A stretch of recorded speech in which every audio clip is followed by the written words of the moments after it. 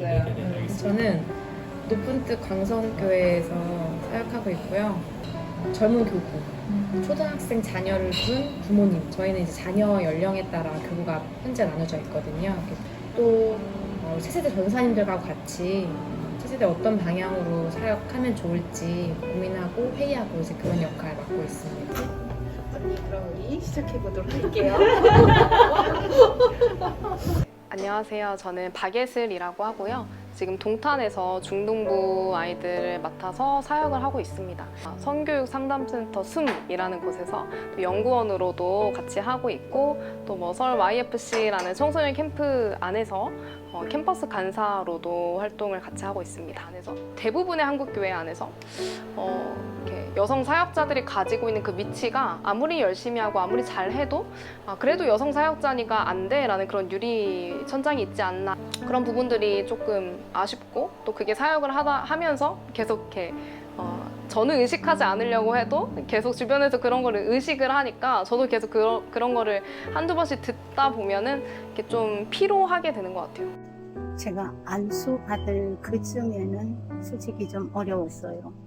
어렵다는 게 제가 안수를 받아야 되는데 남자분 담임 목사님께서 안수를 안 주시는 거예요.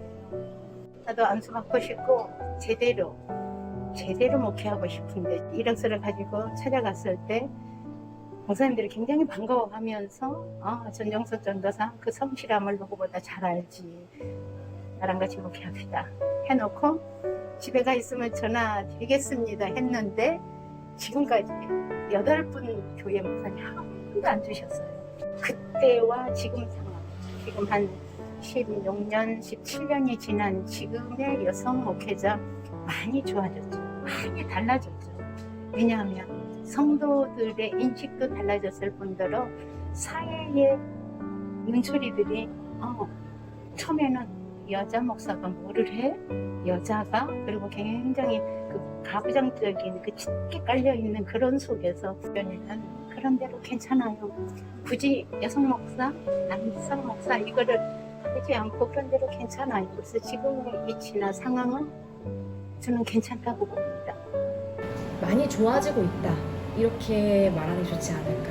네. 서로에 대한 생각도 많이 바뀌고 있는 것 같고, 남성 교역자가 여성 교역자를 바라보는 생각도 처음에 이제 제가 신대원 다닐 때보다는 많이 달라지지 않았을까. 여성 목회자에 대한 생각, 이런 것들이 지금보다도 더 조금 더 나은 상황으로 가기 위해서는 저는 좋은 여성 목회자들이 많이 있어야 된다고 생각해요. 남성이냐 여성이냐의 문제가 아니라 그냥 정말 좋은 목사님, 좋은 사역자 분을 만나서 사역을 같이 하다 보니까 자연스레 남자건 여자건 그 목회의 방향, 목적을 같이 배우게 되더라고요. 저는 그런 차원에서 뭐 이건 사실 또 여성에만 국한되진 않을 수도 있는데 좋은 목회자가 많아질수록, 그러니까 여성이건 남성이건 같이 동역하면서 가야 한다라는 필요성을 좀 가지고 그 부분을 좀 공감하시는 분들이 많아지실수록 더 그런 환경이 많이 열릴 수 있지 않을까. 사실 지금 제가 사역하고 있는 교회에서는 그렇게까지는 뭔가 이렇게 드러내놓고 어떤 뭐 차별을 하시거나 그런 경우가 사실 없었어요. 뭐 그런 언급들 사이에서도 그냥 네 그렇죠 집사님 하고 넘어갈 수는 있죠. 넘어갈 수 있는데 그냥 그럴 때도 에이 뭐 이렇게 요즘 성별이 중요한가요? 좀 능글스럽게 좀 지나가는, 능글스럽게 한 번 더 이제 그게 아니다라는 것을 말씀드릴 수 있는 좀 그렇게 좀 대응을 했었던 것 같고, 그냥 주변에 있었던 여성 사역자들이랑 같이 만나서 대화를 하다 보면 그냥 저뿐만이 아니라 그냥 교회 안에서 어떤 뭐 강단을 내어주지 않는다거나 하면은 담임 목사님께 찾아가서 여기 저 이때 설교하고 싶다라고 말씀하는 그런 말씀을 드리는 그런 친구들도 있었고, 그렇게 좀 적극적으로 하는 행동들을 그 옆에서 저는 지켜봤었던 것 같아요. 목회 초창기에는 그 연세 드신 분들, 시골에 연세 드신 할아버지, 할머니들 가부장적인 생활 속에 완전히 그런 대한민국의 문화 속에 정말 자라났고 그런 속에서만 생활했던 그분들의 사고 속에는 장례가 일어나면 여자가 뭐를 해? 여자 목사가 처음에 1, 2년은 그랬어요. 차별은 한 번도 아직 우리 교회에서만큼은 받지를 않았어요. 받지를 않았고 혹시라도 남성 목사님을 원할까? 성도들의 속마음은 그럴지 모르지만 내색은 하지는 않아요. 혹시 무슨 얘기가 나와서 여자 목사이기 때문에 혹시 불편한 뭐가 있을까? 그런 걸 조금이라도 눈치를 제가 채면 제가 이렇게 얘기합니다. 저는 여자가 아닙니다. 저는 남성도 아닙니다. 저는 단지 목사입니다. 그래서 여성 남성을 구별하지 말고 저를 목사로 봐주고 목사로 대해주면 됩니다. 그렇기 때문에 어떤 면에서는 저보다 굉장히 고집이 세다라고 얘기한 분도 있는데 저는 그렇게 생각합니다. 부정적인 면에서는 그걸 고집이라고 말할 수 있지만 긍정적인 면에서는 고집이 아니다. 그게 제 나름대로 목회의 철학이다. 그런 목회의 철학이 없었다면 이 성도가 이렇게 얘기하면 일로 넘어지고 저 성도가 저렇게 얘기하면 저렇게 넘어지지만 제 목회의 철학이 분명하기 때문에 저는 이거는 버리지 않는다. 출산과 육아, 이제 결혼 이런 부분을 떼놓고 얘기할 수가 없죠. 그게 이제 많은 비중을 차지하잖아요. 근데 사람마다 또 결혼 시기가 다르고 또 결혼하고도 아이를 언제 낳게 될지 알 수 없고 또 그 아이 낳은 아이가 또 어떤 성향의 아이일지 알 수 없거든요.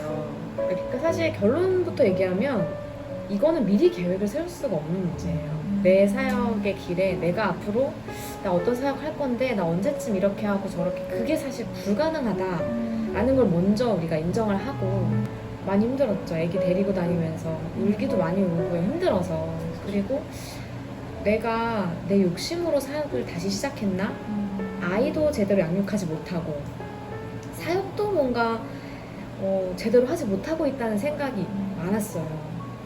그래서 둘 다 뭔가 잘 이루어지지 않고 있는데 이걸 굳이 누구를 위해서? 정말 이걸 내가 하나님을 위해서 하고 있나? 나를 위해서 하고 있나? 이게 정말 누구를 위한 일이지? 그런 고민을 여러 해 했거든요.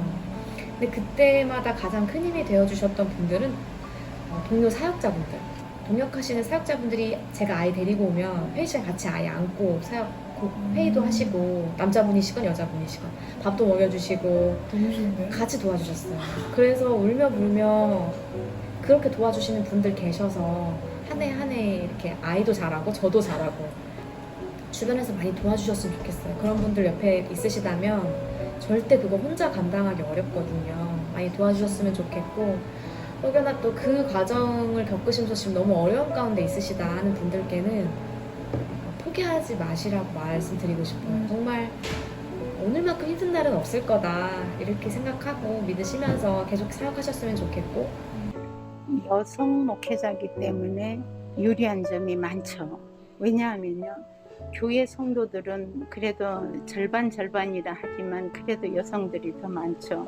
많고 적고를 떠나서 특별히 예를 들어서 말씀드리면 남편들이 남성이 조금 더 일찍 돌아가셔요. 저는 지금 목회하고 있는 저희 성도 중에 그러다 보면 여성 집사님이 여자 권사님이 혼자 남게 되는데 힘들어하고 어려운 일들 꼭 남편이 돌아가시지 아니해도 혹시 여성이지만 시어머니 시아버지를 모시고 살아갈 때 그 어려운 일들 또 육아에 대해서 어려운 모든 일들을 허심탄회하게 얘기를 하면서 그렇게 좋아해요. 또 함께 공감대를 형성할 수가 있어요. 같은 여성이기 때문에. 그래서 그런 면이 좋고 할 때 특별히 남성 목회자들이 바라볼 수 없는 것, 찾아낼 수 없는 것, 세심한 것 그런 배려를 아주 작은 건데도 그거를 터치해 줬을 때 되게 고마워하고 좋아하기 때문에 아 여성 목회자가 이런 점에는 참 유리하구나 참 이런 게 있구나 그런 걸 느낄 때가 더 많죠. 교회는 아빠도 있지만 엄마도 많단 말이에요.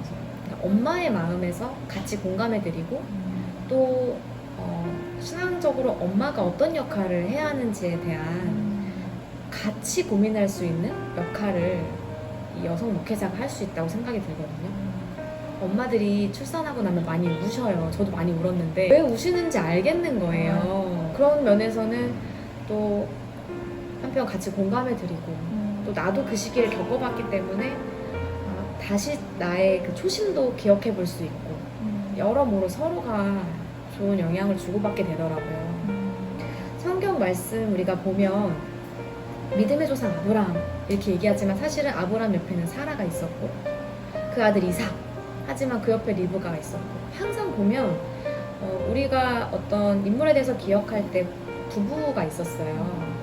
저는 그것처럼 교회도 우리가 교회를 가족 공동체 이렇게 말하잖아요. 근데 그렇게 공동체 안에는 아버지도 있고 어머니도 있고 자녀도 있고 다양한 역할들이 있는데 그 역할들을 한 분 한 분 공감해드리고 또 같이 그 역할이 되어서 사실 목사인 자신도 완성된 존재가 아니라 계속해서 고민하는 존재고 나도 내 자녀 어떻게 양육해야 되지? 고민하는 존재잖아요. 그래서 같이 고민한다는 점에서 되게 의미가 있더라고요. 주저하지 말고 주신 달란트라 생각하시고 또 이 자리까지 이미 오게 하신 거는 저는 이미 그 안에 많은 답을 주신 거라고 생각해요. 더 많은 답을 필요로 하지 않는다 생각하고요. 또 기회가 된다면 다양한 자리에서 여성 목회자분들을 만나보고 싶다. 네. 서로 또 격려하고 싶고 잘 목회하고 계신 부분 배워가고 싶고 네.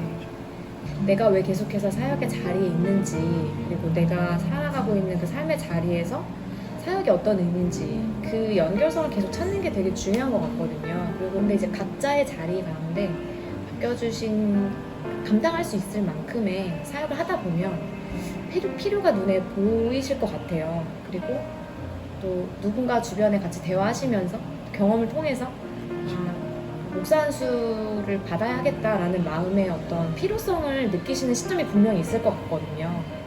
근데 그런 순간이 찾아왔을 때 이제 그거를 순종함으로 그 자연스럽게 받아들이는 과정이 중요하지 않을까 저는 그렇게 생각을 하고요. 여성의 성별을 가지고 있는 우리 후배들, 사역자분들에게는 좀 이렇게 쉽게 포기하지 말라고 이야기하고 싶어요.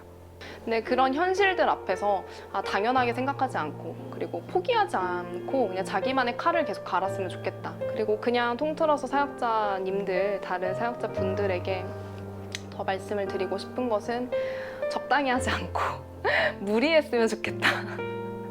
네, 제가 되게 좋아하는 말이기도 하거든요. 무리하는 삶을 좀 사셨으면 좋겠다. 그래서 공부에 있어서도 목숨 걸고 하고 사역에 있어서도 목숨 걸고 하고 목숨 걸고 하지 않을 거면 사역을 안 했으면 좋겠다. 이렇게 이야기를 하고 싶어요. 해주고 싶은 말 첫 번째가 뭐냐, 남성 목회자든 여성 목회자든 동일하게 적용되는데 말을 조심하는 말. 두 번째는 누가 저한테 목회가 뭡니까? 목회를 뭐라고 정의하고 싶습니까? 라고 묻는다면 저는 서슴지 않고 목회는 인간관계입니다. 이렇게 말씀드리고 싶어요. 왜? 아무리 어려움 속에 처해 있는 성도라 할지라도 저하고의 관계가 좋으면은 어떤 속에서도 교회로 와요, 주일날. 그런데도 불구하고 다 믿는 가정이고 뭐 어쩌고저쩌고 하고 중직자라 할지라도 저하고 관계가 안 좋으면 교회를 안 와요. 세 번째는 뭐냐, 새벽 기도. 지금부터도 전도사님들은 새벽 기도회를 꼭 참석하세요. 새벽 기도를 꼭 하십시오. 이 말씀을 드리고 싶어요. 왜냐? 새벽 기도 굉장히 하나님의 은혜가 있어요. 정말 감사할 만큼 하루를 새벽으로 시작을 하십시오. 이 말씀을 꼭 드리고 싶고, 네 번째는 목회를 하려면 응답받고 목회하세요. 반드시 응답받고 목회하세요. 받지 아니하고 목회하면 아마 이 세상에서 가장 어려운 일이 될 거예요. 공부는 뭐 신학 아니라 다른 것도 공부는 하고 싶으면 하셔도 되지만 목회만큼은 하나님의 확실하고 분명한 응답을 받고 목회하세요. 이 말씀하고, 마지막은 어르신들을 섬기세요. 어르신들을 내 부모처럼 그렇게 섬기면 목회가 원활하고 너무너무 행복해요. 저는 무리하는 삶을 사는 여성 사역자입니다. 네. 지금 무리하는 삶을 살아내시고 계신가요? 그러려고 늘 노력하고 있어요. 저는 여전히 나는 어떤 목회자인가, 어떤 목회자가 되어야 하나, 라는 걸 찾아가는 그런 목회자가 아닌가. 저를 어떤 목사다 이렇게 말하기는 너무 아직은 좀 부족하고요. 경험도 많지 않기 때문에. 근데 한 가지는 내가 어떤 목회자가 되어야 할까, 그리고 나는 어떤 목회자인가, 그거를 날마다 고민하는 건 필요하겠다. 또 그리고 여성 목회자건 혹은 아니시건 지금은 사역 현장이 너무 많이 달라지고 있잖아요. 그리고 목회자도 어떤 역할을 앞으로 하게 될지 우리가 알 수 없는데 계속 그거를 찾아가는 여정이 필요하지 않나. 아무것도 아닌 지극히 평범하고 볼품없는, 저는 사도 바울을 참 좋아해요. 목회하면서 사도 바울을 참 좋아하는데, 사도 바울이 말했던 것처럼 사도 중에 지극히 작은 아니면 죄인 중에 개수인, 그러한, 그래서 별 볼 일이 없음에도 불구하고 교회에서 성도들이 목사님 하고 불러주면 그 위치에 맞는 목회자가 되기 위해서 좀 최선을 다하죠. 하나님이 부족한 나를 볼 때 저 성도를 품을 수 있는 그릇이 되어서 보냈다. 그 말 때문에 얼마나 감사하고 감격했던지. 그 다음에는 어떤 사람이 나를 향해서 침을 뱉든 돌멩이를 던지든 괜찮다. 왜? 하나님이 나를 인정해 줬으니까. 그래서 그 마음을 품으니까 즐겁고 행복한 거예요. 굉장히. 그 다음에 사람들이 볼 때 저렇게 초라하게 하면서 뭐가 행복해? 할지 모르지만 제 나름대로 굉장히 행복해요. 행복하게 하고 있습니다. 목회는 되게 잘하고 스킬 이런 게 아니라고 생각이 드는 게 정말 진심이고 사랑인 것 같다. 그러니까 지금 계신 자리에서 파트 전도사님들도 저는 충분히 영양 그리고 하실 수 있는 최선의 것으로 목양하실 수 있다 이렇게 생각이 들어요. 지금 코로나 시대잖아요. 뭐가 중요할까 그런 생각 좀 요즘에는 질문이 많이 드는데 소그룹 그리고 개인적인 관계인 것 같아요. 관계는 코로나 시대일수록 개인적으로 가야 하고 굉장히 작은 단위로 가야 된다 생각이 드는데 결국 지금 이 시대는 스킬도 아니고 개인에 대한 사랑, 목양의 마음 그런 것 같아요. 또 제가 코로나 시기가 딱 시작되면서 교육목사가 됐거든요. 그래서 뭐 이전에 경험했던 모든 게 사실 무용지물. 오히려 이전 게 없으니까요. 새로운 도전도 더 쉽게 하게 되고요. 그런 거 확실히 있는 것 같아요. 예. 그러니까 내가 경험이 없다? 그게 오히려 무기가 될 수도 있어. 이것저것 더 해볼 수 있고.